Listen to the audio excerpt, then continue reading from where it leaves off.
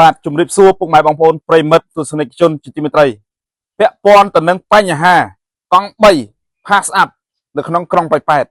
ម្សិលមិញនេះគឺអាដាមបណ្ឌិតប៉ាន់ខែមន្ថនលោកបានប្រជុំដោះស្រាយនិងបានធ្វើសន្និសីទខ្សែតដើម្បីបំភ្លឺជូនពុកម៉ែបងប្អូនរួចហើយនៅរសៀលថ្ងៃទី30ខែមករាឆ្នាំ2026នៅក្នុងបរិវេណសាលាក្រុងប៉ោយប៉ែតផ្ទាល់តែម្ដងប៉ុន្តែបន្ទាប់ពីមានការផុសបង្ហោះនៅលើបណ្ដាញសារព័ត៌មានជាច្រើនអង្គភាពកាលពីម្សិលមិញនេះមានពុកម៉ែបងប្អូនប្រជាពលរដ្ឋជាច្រើនបានចូលខមមិននៅក្នុង page ផ្លូវការរបស់សារព័ត៌មាន Friday Daily News និងបណ្ដាញសារព័ត៌មានដទៃទៀតដែលនៅក្នុងក្រុងប៉ោយប៉ែតពាក់ព័ន្ធទៅនឹងគាត់បានសួរសំណួរថាតើបន្ទាប់ពីដោះស្រាយទទួលបានលទ្ធផលដូចម្តេចខ្លះបាទអាដាមបណ្ឌិតបានធ្វើការបកស្រាយបំភ្លឺរួចហើយពាក់ព័ន្ធទៅនឹងបញ្ហាដែលរវាងក្រុមអាវក្រហមដែលជាក្រុមបាទកង់3 pass up នៅចំណុចទឹកពុះក្នុងក្រុងប៉ោយប៉ែតដែលកន្លងទៅមានបញ្ហាជាមួយនឹងបងប្អូនបាទអ្នករត់ pass up ដទៃទៀតដែលជា pass up booking បាទនៅពេលដែលមានបញ្ហាអាដាមបានបញ្ជាក់ឲ្យថាអាដាមបានសម្រេចរំដោះផ្លូវមុខផ្សារទឹកពុះហ្នឹងគឺមិនឲ្យមានអ្នកណាចតទៀតទេអាដាមបណ្ឌិតបានបញ្ជាក់នៅក្នុងសន្និសីទកសែតរួចហើយគឺមិនឲ្យភាគីណាយកចិញ្ចើមផ្លូវទៅប្រើប្រាស់ជាឯកជនបន្តទៀតនោះទេដោយក្រុមហ៊ុនបាទអ្នករត់ pass up ចំណុចទឹកពុះដែលមានអាវកាក់ក្រហមនេះគឺគេបានសម្រេចថានឹងបង្កើតបេនខ្លួនឯងដាក់នៅក្នុងដីខ្លួនឯង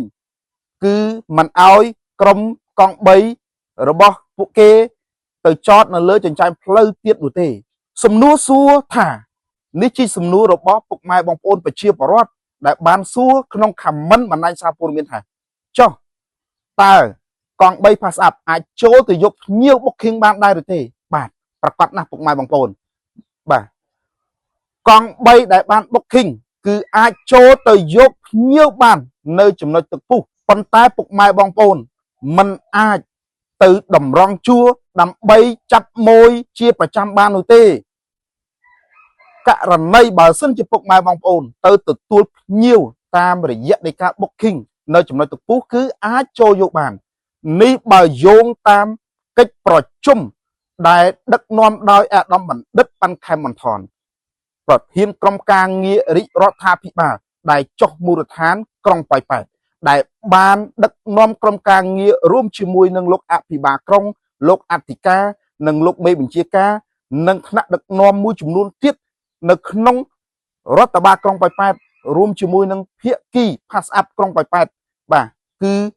ភាគីអាវក្រហមចំណុចទឹកពុះបាទបានចូលរួមដូចគ្នាបាទដើម្បីរកចំណុចដោះស្រាយបញ្ចប់នៅបញ្ហានេះអញ្ចឹងខ្ញុំសូមបញ្ជាក់ពុកម៉ែបងប្អូនថាអាដាមបណ្ឌិតបានសម្រេចរំដោះផ្លូវនៅចំណុចទឹកពុះមិនឲ្យភាគីណាចតបានទៀតនោះទេទោះបីជាក្រុមអាវក្រហមក៏ដោយក្រុម booking ក៏ដោយដូច្នេះនៅចំណុចដែលមានបញ្ហាកន្លងទៅនេះប៉ុន្តែបើសិនជាក្រុមកង់3 pass up ដែលបានចូលទៅយកភ្ញៀវ booking គឺអាចចូលបានបាទចូលបានធម្មតាអញ្ចឹងខ្ញុំសូមបញ្ជាក់ពុកម៉ែបងប្អូនថាគឺអាចចូលបាននេះបើយោងទៅតាមកិច្ចប្រជុំដែលខ្ញុំបានចូលរួមបាទទៅយកព័ត៌មានផ្ទាល់នៅក្នុងការប្រជុំដោះស្រាយរវាង pass up អាវក្រហមហើយនឹងក្រុមកង់3 booking បាទនៅក្នុងក្រុងប៉ោយប៉ែតបាទហើយខ្ញុំសូមបញ្ជាក់ថាខ្ញុំធ្វើការអត្ថាធិប្បាយនេះមិនមែនក្នុងនាមខ្ញុំជា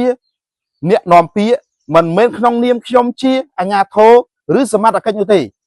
ខ្ញុំធ្វើអត្ថាធិប្បាយក្នុងនាមខ្ញុំជាអ្នកសារព័ត៌មានមួយរូបដែលបានចូលទៅក្នុងអង្គប្រជុំដើម្បីស្ដាប់នៅលទ្ធផលដូចគ្នាក្នុងនាមខ្ញុំជាអ្នកសារព័ត៌មានគឺមានសិទ្ធិនាំយករាល់បាទព័ត៌មានផ្សេងពីថ្នាក់ដឹកនាំជម្រាបជូនទៅមហាជននិងនាំព័ត៌មានផ្សេងពីមហាជនដើម្បីជម្រាបជូនទៅកាន់ថ្នាក់ដឹកនាំដូចគ្នាបាទអញ្ចឹងពុកម៉ែបងប្អូនសូមបញ្ជាក់ឲ្យច្បាស់ថាខ្ញុំបកស្រាយបំភ្លឺតាមរយៈសារព័ត៌មាននេះគឺជាបាទសិទ្ធិអ្នកសារព័ត៌មានរបស់ខ្ញុំទេមិនមែន ក្នុងនាមខ្ញុំជាអាជ្ញាធរមិនមែនក្នុងនាមខ្ញុំជាអ្នកនាំពាក្យទេណាសូមបញ្ជាក់ឲ្យច្បាស់បាទគឺដោយសារតែខ្ញុំបានចូលរួមកិច្ចប្រជុំនៅក្នុងសាលាក្រុងប៉ោយប៉ែតដូចគ្នាកាលពីរសៀលថ្ងៃទី30ខែមករាឆ្នាំ2026បាទដូច្នេះលទ្ធផលខ្ញុំសូមបញ្ជាក់ពុកម៉ែបងប្អូនម្ដងទៀតថាអាដាមបណ្ឌិតបានសម្រេចរំដោះផ្លូវរបស់រដ្ឋនៅចំណុចតពុះមិនឲ្យភាគីណាចតបានទេទោះបីក្រុមអាវក្រហមក៏ដោយក្រុមអាវក្រហមគាត់បានសម្រេចយកបាទទីតាំងដីរបស់គាត់បង្កើតជាបេនដើម្បីទុកឲ្យក្រុមអាវក្រហមចតគឺគាត់ឈប់ចតនៅលើដងផ្លូវសាធារណៈទៀតហើយចំណុចដងផ្លូវសាធារណៈរបស់រដ្ឋនោះគឺយើងរៀបចំឲ្យស្អាតបាទនេះយោងទៅតាមប្រសាសន៍របស់អាដាមបណ្ឌិតប៉ាន់ខែមន្ថនហើយភាគីណាក៏មិនអាចចតបានដែរបាទអញ្ចឹងសូមបញ្ជាក់ពុកម៉ែបងប្អូនត្រង់ចំណុចនេះចំណុចដែលពុកម៉ែបងប្អូនបានចូលខមមិននៅក្នុងเพจផ្លូវការរបស់ខ្ញុំក៏ដូចជាបណ្ដាញសារព័ត៌មានដទៃទៀតសំណួរសួរថាខ្ញុំអត់ចង់ស្ដាប់អីច្រើនទេខ្ញុំចង់តែដឹងថាតើក្រុមកង3 pass up ទៅយកភ្ញៀវ booking បានដែរឬក៏អត់បាទគឺបានគ្មានអ្នកណាដេញគ្មានអ្នកណាសម្លុតគម្រាមកំហែងពុកម៉ែបងប្អូនទៀតនោះទេបាទនេះបើសិនជាមានអ្នកបាទដេញពុកម៉ែបងប្អូនបាទសូមរាយការណ៍ជូនទៅកាន់អាជ្ញាធរទៅពីព្រោះបញ្ហាទាំងអស់នេះអាដាមបណ្ឌិតលោកបានហាមហើយគឺមិនអាចឲ្យដេញអ្នកណាបានទេប៉ុន្តែបើករណីពុកម៉ែបងប្អូនទៅដណ្ដើមម៉ួយគេនៅក្នុងផ្សារទឹកពុះនៅក្នុងបរិវេណដីរបស់ក្រុមហ៊ុន